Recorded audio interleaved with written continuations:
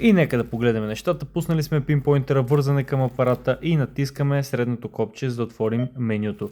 Нека не забравяме, за хората, които имат Mi 6, това е пинпойнтер, който може да се свързва с апарата и има някои допълнителни готини екстри. И първото от които е, че щом пуснете пинпойнтера, директно се вързва към детектора, докато работите. Съответно, тук имаме златна монета, нека я извадиме. Съответно, и на дисплея може да се вижда всъщност колко се доближавате до сигнала. Нека да преминем към вашата част. Отваряме със средно копче меню и отиваме да видим всъщност, ето започваме от аудио. Отиваме на аудио, имаме три вида аудио. Започваме от пулс.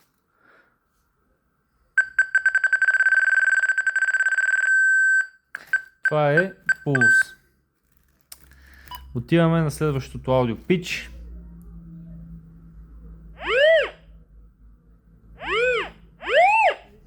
Отиваме на следващото аудио pitch low. Това са трите вида, по които вие може да се ориентирате дали сигнал е близо или далеч. Човек може да си избере каквото иска. Имайте в предвид, че тези неща може да си ги запазвате в дистанционното, когато ги променяте.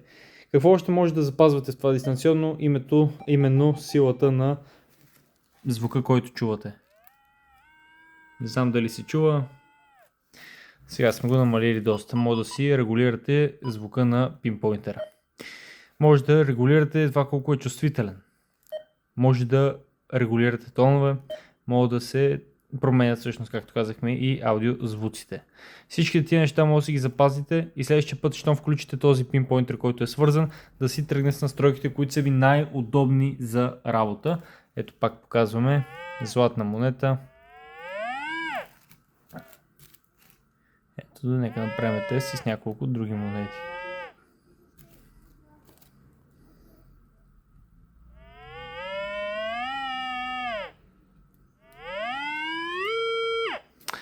Така че това са нещата, които трябва да знаем за новия update 4.1 и какво той допринася към пинпойнтера Mi 6 на марката XP. Ако имате въпроси, питайте ни, все пак сме официални единствени представители за България на XP и винаги сме на среща да ви помогнем с какъвто въпрос имате. Пожелаваме само цветни скинали, колеги, да сте живи и здрави най-вече и до нови срещи!